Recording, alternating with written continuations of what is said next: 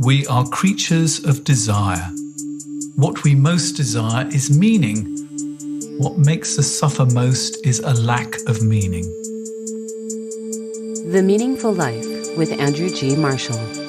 Marital therapist, author, and communications trainer Andrew G. Marshall invites guests from all walks of life to discuss what makes life meaningful. Hello, I'm Andrew G. Marshall. Welcome to The Meaningful Life. We're available on Apple, Spotify, Podbean, Amazon Music, and wherever you find your podcasts. Is happiness the luck of the draw? Something in the genes? A natural talent? Or a skill that can be learned? My witness today is Richard Nicholls. He's a psychotherapist, a hypnotist, and the author of 15 Minutes to Happiness, Easy Everyday Exercises to Help You Be the Best You Can Be. He has 2 podcasts, the Richard Nicholls podcast and Therapy Natters. He helps run an Am-Dram theatre company, and he is a husband and a dad. So let's start right with nitty-gritty. What do you exactly mean by happiness? Ooh, now that's an interesting question because it is such a subjective word, let alone a subjective topic. It genuinely does mean something different to everybody else. And as a therapist, I sit on fences, much to my wife's frustration, because when somebody comes to me for help, I can't tell them what to do. So my job is to sit in the middle and look at everybody else's perspectives. And what I've found over the years, when you ask somebody what happiness is to them, you do get different answers to different people. For some, it's the inclusion of a feeling. For others, it's the exclusion of a negative feeling. So for some, I know I'm happy because I'm smiling and I've got this nice warm feeling that everything's going to be okay. And you can reduce it down and pick it apart and go, well, that's optimism, that's hope, that's a feeling that there's something good coming around the corner. And others might say, I know that I'm happy because I'm not depressed, or I'm not negative, I'm in a good mood. So give us an insight. Give me 3 things that make you happy. In my hand, right now, I shall pick it up. I've got a cup of tea. It's a cup of Red Bush tea. That's all it is. And when I hold the mug in my hand, it feels warm. And I like warmth. We're into spring now, so the weather's picked up, some of the rain has stopped, and I like the feeling of being warm. Feeling warm makes me happy. And maybe that's related to, I have Raynaud syndrome, so when my hands are cold, can't feel them. So feeling warm, that makes me happy. But if I'm honest, a lot of the things that make me happy about other people, and maybe that's what led me towards being interested in therapy, which was a strange experience, really. I became a therapist purely by accident. Maybe something that now I look back on can give me an insight into what makes me happy. Because this was the year 2000, so I was 23, 24. Just got the internet plugged into a house I've moved into. So I was yahooing, as it was in those days, random questions. How does something work? How does this work? How does that work? How does hypnosis work? And that led me on to training courses for hypnotherapy. And a light bulb went off in my head that said, there's a career here for you. This is something that ticks every single box. Because as a teenager, I was very interested in radio, wanted to work as a radio presenter, got a little disillusioned with it because of some of my friends and so on that were involved in it already, and they weren't enjoying it as well as I thought I would when I was 12.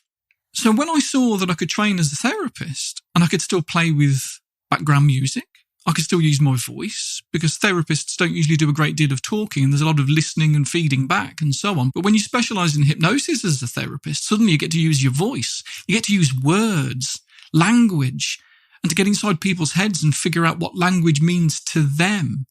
And that excited me so much. And it still excites me now. Words.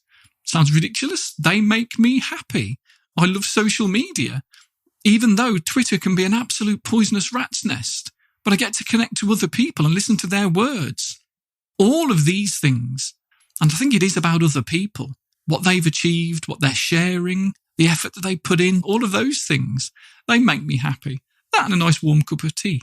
Because the reason I'm asking is because I have a bit of a rebellion against the idea of happiness. my parents used to say things like, we don't care what you do as long as you're happy. And I find the idea of happiness something that's very fleeting. So yesterday, for example, I had an appointment with my tattooist to discuss my next tattoo. And I was excited and I was happy that I was going to do this. I'd had several days looking forward to it. And, the consultation was over in sort of 40 minutes. And then I felt a real sort of low afterwards. It's fleeting, whereas being mindful and actually being in the moment and actually not thinking, is talking to Richard today going to make me happy, but actually being right in the moment and actually really enjoying our conversation and being really mindful that we're never ever going to meet in this way ever again. So it's incredibly special. That I think is mindful. There might be happiness on the side. And what this podcast is about is finding meaning, which I think is sort of enduring when, happiness is rather fleeting. If my tattooist had been ill, then the happiness would have disappeared. But they might be for example, the meaning I get out of the tattoo, what it's going to represent, is still going to be there whether the tattoo is done or not. Am I making any sense? Oh, 100%. I think there's a lot of toxic positivity around these last 10 to 15 years particularly, and hasn't been helped with social media, people putting things on Facebook that are kind of meaningless but sound great. I mean, it sounds like a good idea to live, to laugh, to love, but having a poster up on your wall isn't going to help your depression. And often I find that those sorts of quite trite things can make people feel worse, not better. There's a lot of problems at the minute in the world, and the UK has been in a great place for a long time. We're supposedly one of the wealthiest countries on the planet. So surely we should be happier than some others.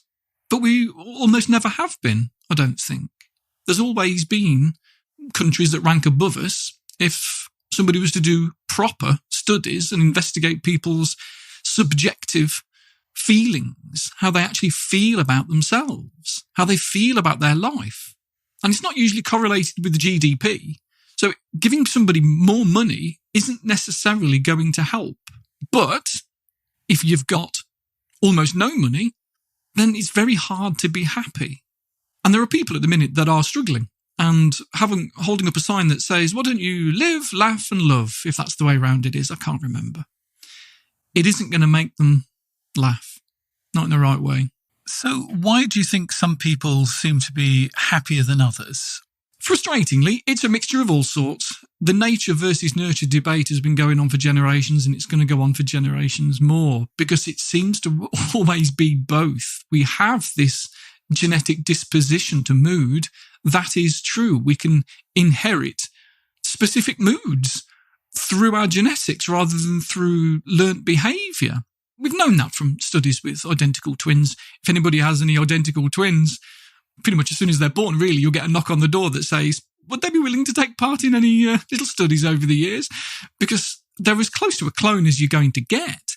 And the slightest little nudges in their life, the slightest little positive or negative experiences can really send somebody on a different trajectory. And then you can monitor their genetics and see, look, these genes have been turned off and these genes have been turned on, yet these two are pretty much clones. Their genetics should be the same, but they're not because of epigenetics. Their genes get turned on and off through life, through divorce or frustration or a car accident or an assault or being in the wrong place at the wrong time and it's sending their thoughts in a slightly more positive or negative way. And what I want for people is to recognise no matter where you are in your life, you can pull that back. If there's a trajectory you want, even if it's a neurological change you've got to make in your brain because you've hardwired in some habits, even if your genetics are against you, there's still work that you can do. You still have some control over your life to have an influence, to have an effect. And I think so many people are stuck in the, well, this is just the way I am approach. And that's not fair. People need to be told, no, It's not the way you are, it's the way you have been, and it's the way you feel right now, but there's potential for change, and let's explore how to make that happen. So if you can make a difference to your level of happiness, what sort of things do you actually need to do?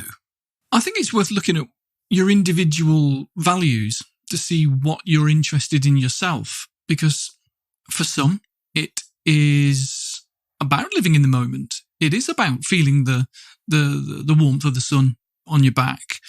For others, it's about physical health, feeling their heart pounding. For others, it's about nature. For so many, definitely, it's about connections to others. And that is something that I find goes against what a lot of people assume. They think that having control over their life and being independent is what makes them happy. And it might be. And if that's for you, then that's where your focus needs to be. But for so many, it's about other people. It's about connecting to others. And that can be done so easily nowadays. This is the 21st century. We've got kind of no excuse, have we, to be able to reach out to somebody? Even if you've not spoken to them in 5 years, it's very easy to send somebody a quick text message that says, "Hey, stranger, I haven't spoken to you for ages and you just popped into my mind. Hope you're well." That might be all you need. Not only is that going to make you feel quite good because you've just connected to somebody, but it makes them feel quite good because they've heard from somebody they've not spoken to for years. You just popped into their mind, and that's a lovely little feeling. When I make that suggestion to people sometimes that says that this might be beneficial, so many people say, "Oh, no, that makes me too uncomfortable, the idea. It's been too long. I haven't spoken to them for so long." And I twist it around or turn it around and say, "Well, how would you feel if they did that for you?" And they say, "I'll be thrilled." And go, "Oh, don't deny somebody else of that feeling. They could be thrilled to hear from you." "Oh, yeah, but I'm anxious about doing that." "Well, okay, well, let's work on that. That makes sense. It's okay to be anxious about things that are unpredictable. You're maybe scared of rejection or whatever it is. But we have to be open to those possibilities of rejection if we want to connect to other people. And I think it is the connections to others that rather cheesily makes the world go round. That can be something so simple, though. That could be anonymous. You can have a connection to another person just by donating £5 to their GoFundMe account. You can make a connection to a complete stranger by leaving a post-it note in a bus with a smiley face on it that says, "Hi, hope you have a good day, whoever finds this." It could be that simple. What a difference that makes to somebody. One of the things that often stops us connecting and getting stuck in our own head is sort of negative thoughts. And we can sort of start off by worrying, what will somebody think if I phone them after 2 years?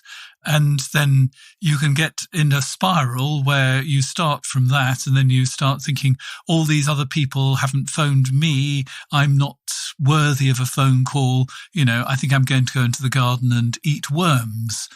Can you stop yourself getting into that kind of spiral? We can. It just takes practice, because anything that you do on a regular basis becomes habit. Even negative thinking, catastrophizing your thoughts, and therefore so can the positive stuff. But that can take a very long time to get into a habit of, if you've had a decade of pessimism and negative thoughts. But you've got to start somewhere.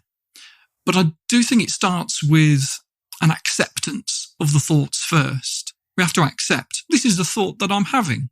There's a part of me that is scared of connection, is scared of rejection, is scared of humiliation, or whatever it means to reach out to somebody and then get ostracized. We have to accept that that's part of being human. If we didn't have an emotional reaction to that possibility, we wouldn't have evolved to populate the planet. We're very much a species that's evolved to work together. And so being ostracized is painful. And that's where the whole CBT theory, even though it is sometimes criticized for being too simple, it absolutely can help once you learn the basics. The absolute basics might be all somebody needs about CBT, which is that your thoughts have an influence on your emotions have an influence on your behavior, and your behavior gives you a narrative, a story of who you are, which then forms your thoughts, your expectations, which then goes around and around in a loop. And it doesn't matter really where you start to challenge. Do you challenge your thoughts? Do you challenge your emotions? Do you change your behavior? It doesn't really matter where you start, as long as you recognize, I've got to start somewhere in this process and challenge. I think you want to start with the thoughts rather than the feelings, because I think we get our feelings negated all the time. We're not used to really listening to our feelings. So generally, I don't think challenging our feelings. I think we want to accept our feelings, and I think we want to challenge our thoughts personally. Yeah, what I was thinking is that rather than challenging our feelings, we need to understand, why am I feeling this way? Because it's a signal. Our emotions are telling us something. It's driving an action. It's driving a desire. Whether it's right or wrong, our emotions could have got confused and gone, no, this is dangerous, keep away, when actually it's safe. But hey, thanks, brain, you're trying to help. But in that, we can change some of our feelings quite simply. We can reduce down some of our anxiety if that's what it is. And it always is. We just call it anxiety, but it could be called guilt. We could call it shame. We can call it frustration, impatience, whatever. It's still fight or flight response. And that can be as simple as just taking a few deep breaths and slowing your heart rate down and relax. It can be as simple as that, to go, okay, I've got a bit of adrenaline. My heart is pounding. I've got this sick feeling in my stomach, but I can bring it down 1%. And that tiny bit of an influence that says, okay, I do have some control over my emotional reactivity. It makes it easier then to change any behavior you need to change. And then with the thoughts. And I think when you investigate it and actually get the right name for it, I remember I have a fear of the dentist, and I was driving to the dentist and I knew, it wasn't just a checkup. They were going to do work and it was going to be root canal and everything. And I was feeling, ouch, ooh. And I sort of checked in with myself and said, is this anxiety? Is it panic? And I thought, no, it's not panic, it's fear. And actually knowing that it was fear, not panic, and actually being able to name the feeling did really help. But I could have quite easily got into a panic place if I hadn't have actually checked what exactly is the feeling and actually putting the right name to it, because I have a sheet that I send to my clients sometimes, which has the top 500 feelings that were got off the internet. One day, somebody trawled across the internet, so every time somebody said, I feel, they recorded the word. Most people can only register about 5 or 6 feelings. I'm anxious, I'm happy, I'm sad, I'm angry, and that's about it. And in fact, our lives are far more complex. There's at least 500 feelings, probably more than that. And to actually get the right word is really important. Especially for men. Men have been cultured through life. I think it's going to change in the next generation, but even if it only changes 10%, it's still a drop in the ocean. Men have been taught that there's really only 2 emotions, anger and bravado, and that's it. If you're feeling anything, it's one of those things, when actually they're allowed to feel vulnerable. I think they're allowed to feel lusty as well. Ah, yes, that's a third one, of course. So we've got horny, we've got angry, we've got proud. But what about feeling lonely? Connected. Yeah, yes. But in our culture, I know not all cultures around the world are the same, but here in the UK, we're awful and have been for generations. And I think we could do with acknowledging that. So how do we challenge our thoughts then? It starts with acceptance. We accept that this is the thought that we're having. If you want to sit down with a therapist or try and be your own therapist and work out where that comes from as a protective mechanism, that can be useful in helping us to understand why it's there. And in that understanding of why that thought is there, even if it is just to protect us, we can then give it some challenging statements. We can say, thank you, brain. That makes sense. I understand why you'd think that. Maybe you give it a name. Maybe you call it David or Dennis rather than depression or negative Nelly or whatever it is. Call it whatever you like. It can just be you. Thanks, me, but I got this. Thanks, inner me. Thanks, child me. Thanks, Dad. Whatever it is, wherever that thought comes from. Thanks for that. But actually, I think I've got this. Scary as this is, it's realistic. It's possible that I can do this. So it's got to be done gently. If we just deny it and say, no, that's not truth. That's not my truth. So no, there's going to be pushback. So we have to be quite gentle with our thoughts, quite understanding, treat ourselves in the same way that we would treat a good friend. Give them some respect. Be our own therapist that says, okay, that sounds painful. Let's work on that. And I think it helps to look at, in fact, perhaps write your thoughts down, because in your head there will be 3 million of them. When you put them onto paper, there'll only be about 30, because they just go round and round and round in different permutations of the same thing. And then look at whether they're a fact or whether they're a belief. Some facts would be, for example, my partner has left me. That's a fact. But there might be a belief there, I'll never meet somebody that will love me as much again, or I will love as much again. Or simply, I'm unlovable. And having that belief, that is going to hold us back. If we genuinely do keep telling ourselves, because we've got this feeling inside of us that we're unlovable, we're not going to take any risks. We're not going to sign up for any dating apps. It's a belief rather than a fact, because I'm sure that I could find somebody that loved you.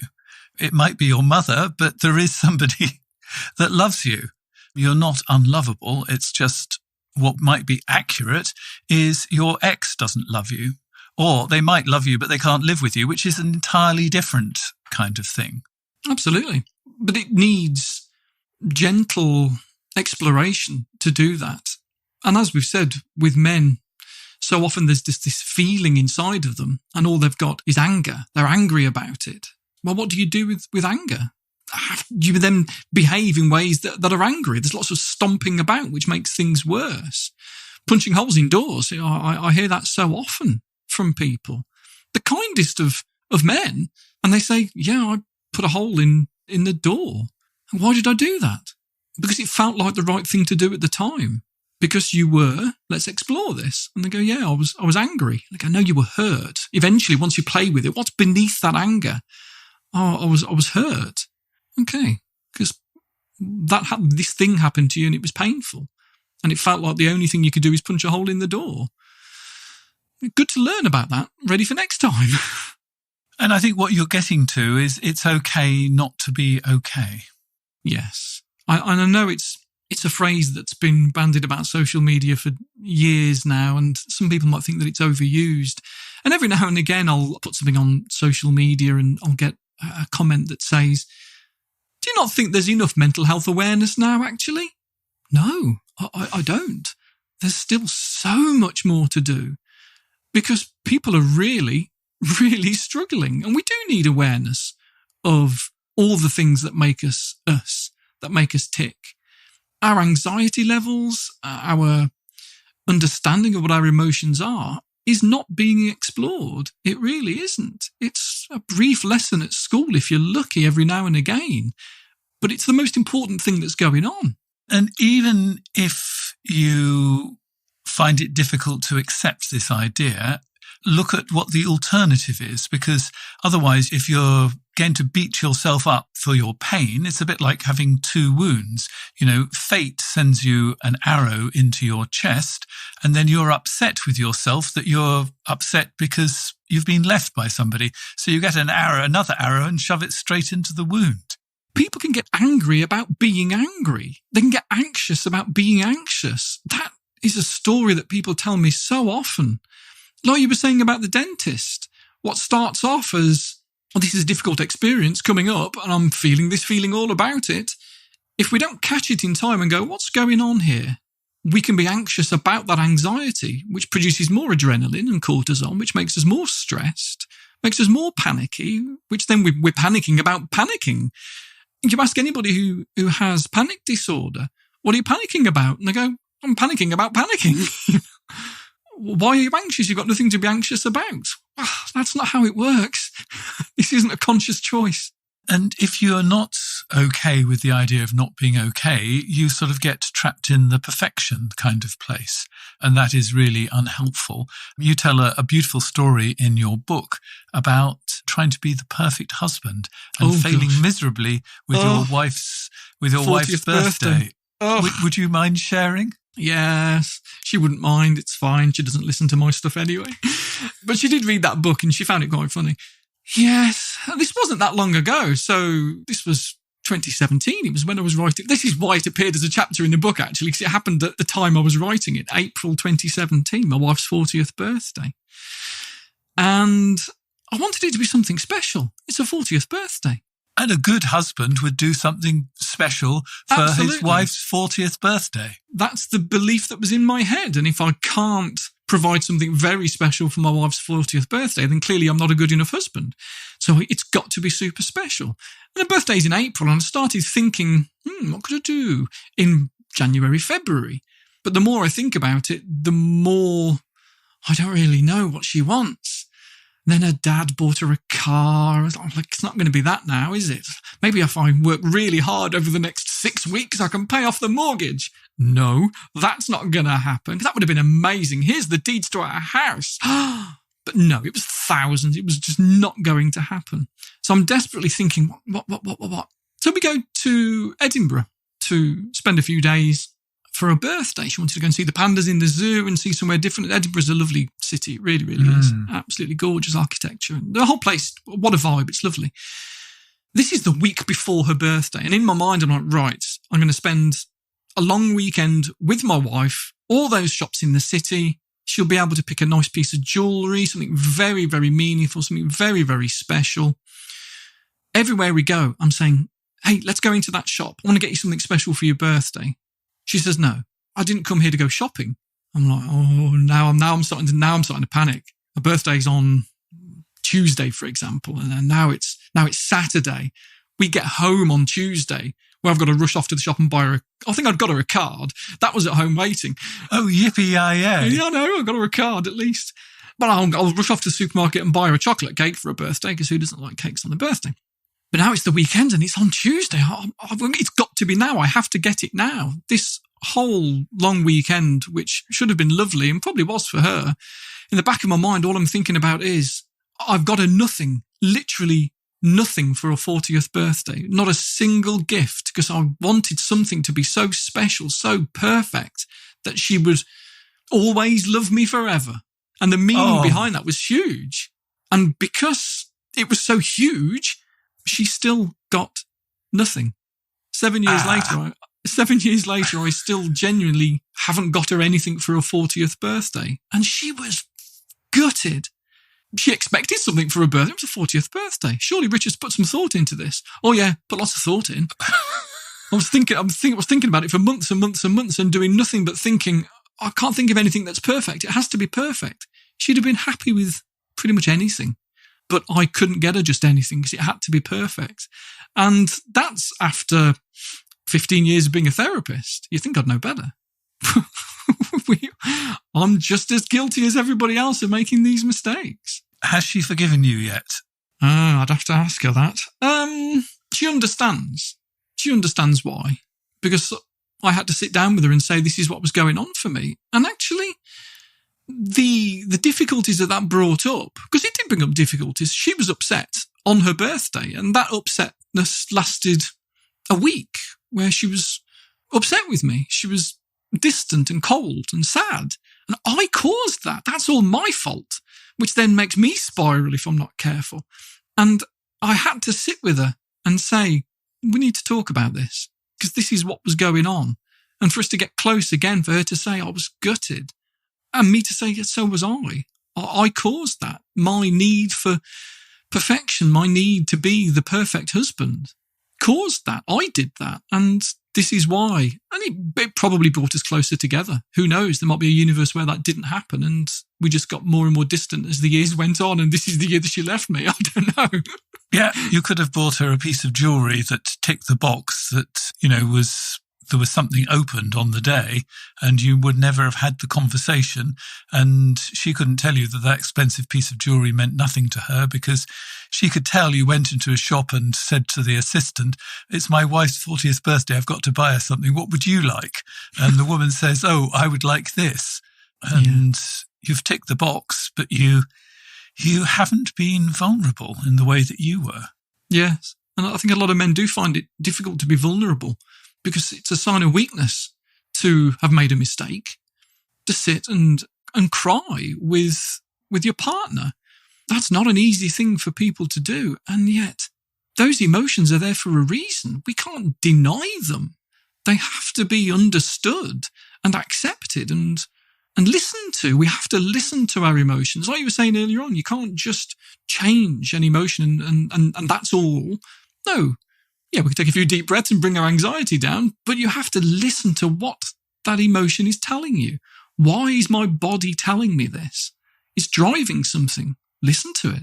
Now, what do you say to people who say, well, I'm perfectly happy, it's just my partner's in a rotten mood all the time and their mood pulls me down and infects me? It's often said along the lines of, I'm a happy, positive person, but my partner is so blooming negative all the time and it's pulling me down and I can't be doing with it. Yeah, emotional contagion, it's a real thing. We can walk into a room and it can just change us because there's a mood in the room. Well, if that's the case, and it is, then we need to do the opposite. If we know that somebody else's mood can influence the other person, then maybe we can influence the other person. But again, it needs to be done with compassion, needs to be done with kindness. If somebody's in a bad mood, you can't just say, oh, cheer up, don't be in such a bad mood, you grump. Maybe you can get away with what you can get away with. You do what's appropriate. But for most, we have to acknowledge the other person's in a bad mood. And it could be that they're tired. It could be that they're hungry. It could be that they're disappointed in something. Talk about it. Explore that. And maybe there's a story there. Maybe somebody's had a lifetime of the only way they've got any attention is when they've got something to complain about. We've all met the extremes of those, the drama queens. On the spectrum of that, there's a lower level there that says, this behaviour gives me meaning. This behaviour of having a little whinge, being a grump, that gets my needs met. Well, maybe you'd have got your needs met if you weren't grumpy. Look at what you need. But that needs communication. I think that's always the secret. I think one of the problems with happiness is we often give up some of the things that made us happy when we were children, when we cross over the threshold into adolescence and then into adulthood. We leave behind childish things. And over Easter, I did a series of workshops. There was a festival I was teaching there. I did other people's ones. And there was a workshop for an hour and a half of just playing games. Oh. And there was a sort of a game where we had to pretend to be dead and there was bears that had to wake us up. And we played, there's a werewolf in the village sort of kind of thing. Yeah. And, there were about 70 people playing this game and we were playing Tig and all sorts of other things like that. And at the end of it, we had to sit down and we had to think about what our favourite childhood game was.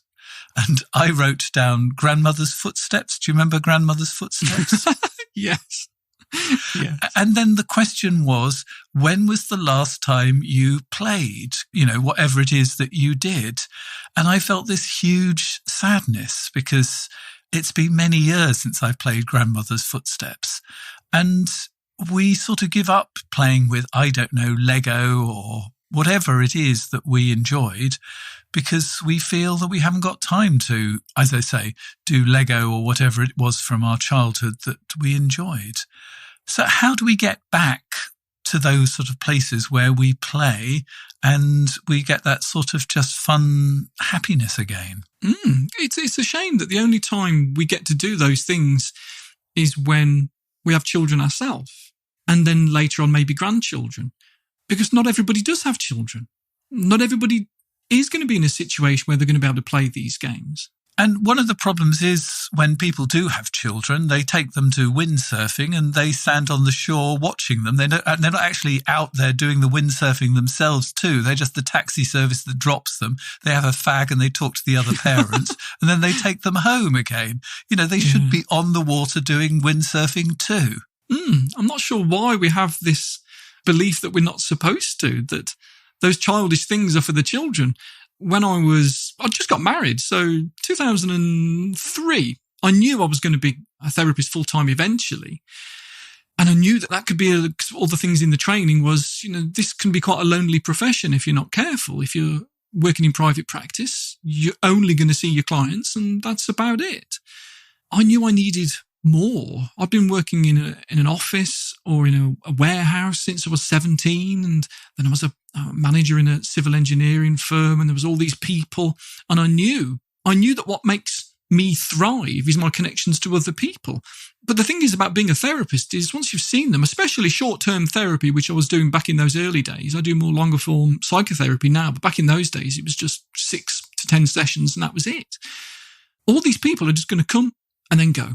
And I knew I was going to get feelings of loss constantly. It was going to be a regular thing that I would make a friend, he says in inverted commas, and then they'd be gone. And that's the therapeutic way. They're gone. You never see them again, as it should be.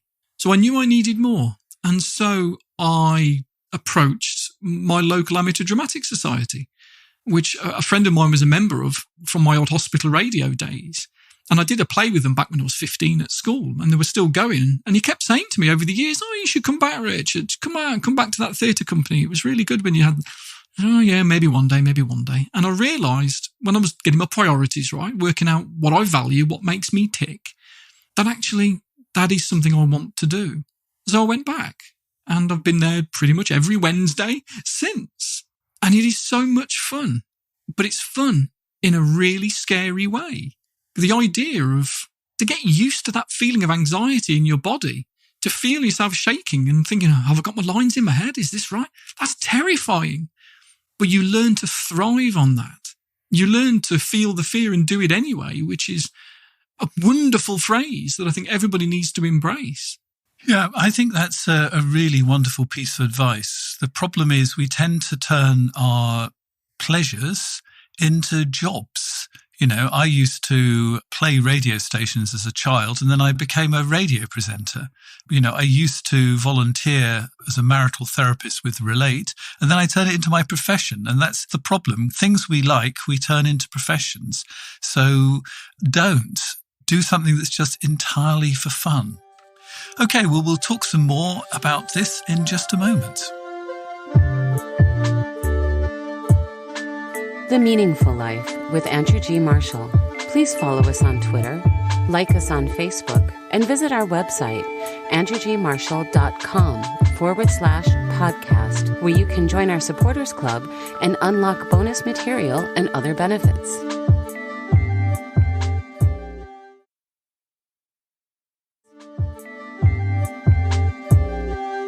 One of the ways you can participate in The Meaningful Life is you can sign up for our Substack newsletter. If you go to my website, you'll find a place to do that. And every 2 weeks, I'll send you a newsletter which has an interesting article. I have one at the moment, which is about the habits of happy couples. What do happy couples do? Well, you can find out if you sign up for my Substack newsletter. Go to my website, www.andrewgmarshall.com/podcasts. And you'll also find a way to participate by sending in a letter for me and my witnesses to discuss. And here is one I've got to discuss with Richard. During my therapy, I have identified that I have an internal safety officer who is forever sucking his teeth and saying, "I don't think so." It's not that I'm planning anything dangerous. More, I've been hurt before by my parents, former lovers, life itself. And he has good reasons to be cautious. However, I'm beginning to think he's too sensitive, too ready to shut me down, so I don't take any risks whatsoever. If something goes slightly wrong, he waves his hands in the air and runs around screaming.